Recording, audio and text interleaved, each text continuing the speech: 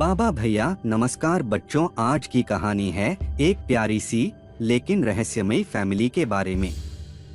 तो चलिए कहानी शुरू करते हैं। एक बार की बात है, एक छोटे से गांव में एक परिवार रहता था, पापा, मम्मी और उनका प्यारा बेटा राघव। ये परिवार हमेशा खुश रहता था और उनके घर से हंसी खुशी की आवाजें आती थीं। लेकिन एक अजीब बात थी, जब भी कोई उनके घर आता तो उसे हमेशा एक ठंडक सी महसूस होती, जैसे कोई अदृश्य ताकत वहां मौजूद हो।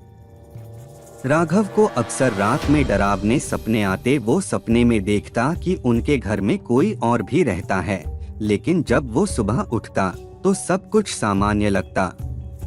एक रात राघव ने हिम्मत जुटाई और अपने मम्मी पापा से इस बारे में बात की। मम्मी पापा ने राघव को समझाया कि ये सब उसके दिमाग का वहम है, लेकिन राघव की जिद थी कि कुछ तो गड़बड़ है। उसने तय किया कि वो इस रहस्य को सुलझाकर ही मानेगा।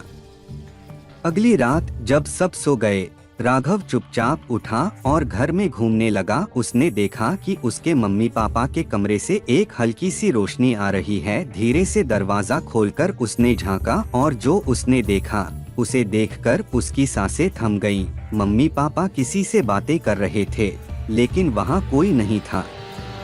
अचानक उस अदृश्य शख्स की आवाज सुनाई दी, ये घर मेरा है और मैं यहाँ हमेशा रहूंगा। राघव की चीख निकल गई और उसके मम्मी पापा ने दरवाजे की तरफ देखा। अगले दिन राघव ने अपने मम्मी पापा से फिर बात की। इस बार उन्होंने सच्चाई बताई। उनके परिवार में पहले एक और सदस्य था, राघव का बड़ा भाई, जो एक हादसे में गुजर गया था, लेकिन उसकी आत्मा अभी भी उस घर में थी और वो इस परिवार का हिस्सा बने रहना चाहती थी।